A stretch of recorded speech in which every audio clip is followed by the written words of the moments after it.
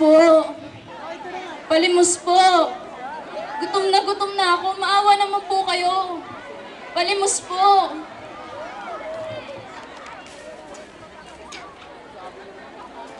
Mama, palimos po. Maawa naman po kayo. Ale. Buhay nga naman talaga, oo. Pa ako dito, pero hanggang ngayon, wala pa rin naglilimos sa akin. Pero, bakit kaya ganun, no? Bakit kaya marami na mga malimos na kagaya ko? Naglalaro na ng sola niya. Bakit kaya mahirap ang Pilipinas at patuloy na naghihirap ang mga Pilipino?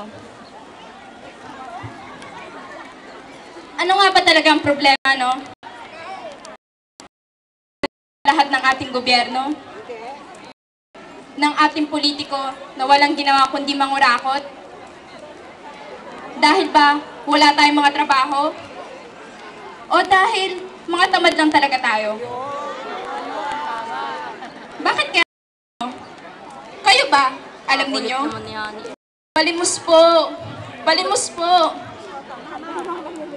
As you know, we have plenty of Koreans currently studying in the Philippines to take advantage of our cheaper tuition fees and learn English at the same time.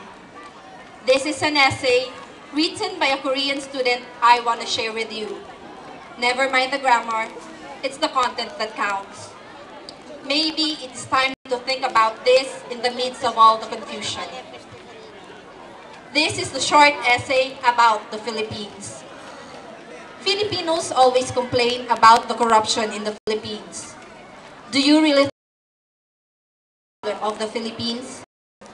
I don't think so. I strongly believe the problem is the lack of love for the Philippines. Let me first talk about my country, Korea. Help you understand my point. After the Korean War, South was one of the poorest countries in the world. Koreans had to start from scratch because the entire country was destroyed after the Korean War, and we had no natural resources. Koreans used to talk about the Philippines, for Filipinos were very rich in Asia. We envy Filipinos. Wanted to be well off like the Filipinos. Korean government was very corrupt and still very corrupt beyond your imagination. But Korea was able to develop dramatically because Koreans did their best for the common good, with their heart burning with patriotism. Koreans did not work just for themselves, but also for their neighborhood and country. Education inspired young men with the spirit of patriotism. Nakalay na ako dito! My parents brought me to the places poor and physically handicapped people live. They wanted me to understand their lives. I also worked for the Catholic Church when I was in the army. The only thing I learned was that we have to love our neighborhood. Have you cried for the Philippines? I have cried for my country several times. I also cried for the Philippines, for so many poor people there.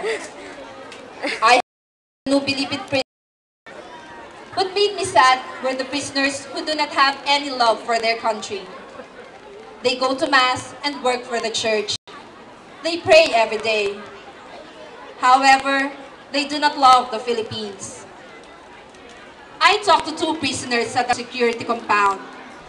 Both of them said that they would leave the Philippines right after they are released from the prison. They said that they would start a new life in another country and never come back to the Philippines. I was very confused when I saw many unbelievable situations in the Philippines. Street kids always make me sad, and I see them every day. The Philippines is the only Catholic country in Asia, but there are too many poor people here. People go to church every Sunday to pray, but nothing has changed. My parents came to the Philippines last week and saw this situation. They told me that Korea was much poorer than the present Philippines when they were younger. They are so sorry that there are so many beggars and street kids. When we went to Pagsanghan, I forced my parents to take a boat because it would be fun. However, they were not happy after it. They said that they would not take the boat again because they sympathized the boatman. The boatman is very poor and had a very small frame. My mother, who has been working for the Catholic Church since I was very young, told me that if we just go to Mass ourselves, we are not Catholic indeed. Faith should come with action. I want Filipinos to love their neighborhood and country as much as they love God, so that the Philippines will be well off. I am sure that love is the key word, which Filipinos should remember. Love must start in everybody, in a small scale, and have to grow. A lot of things can happen if we open up to love. Let's put away our prejudices and look at our worries with our new eyes. I discover that every person is worthy to be loved. Trust in love, because it makes changes possible. Love changes you and me. It changes people, contexts, and relationships. It changes the world. Jesus Christ said that whatever we do to others, we do to Him. In the Philippines, there is God for people who are abused and abandoned. There is God who is crying for love. If you have a child, teach them how to love the Philippines. Teach them why they have to love their neighborhood and country. You already know that God will also be very happy if you love others. That's all I really want to ask you, Filipinos. Pagod na ako. Pagod na ako. Kailangan pa bang may makapan si isang dayuhan? Napaisip tuloy ako. Mahal ko nga bang Pilipinas? Mahal nga ba natin ang sarili nating bayan? Oo naman. Alam ko naman na sa puso ko, mahal ko ang Pilipinas. Proud akong maging Pilipino. Kaya, matibay ang paniniwala ko. Alam ko, basta sama-sama, may magagawa tayo.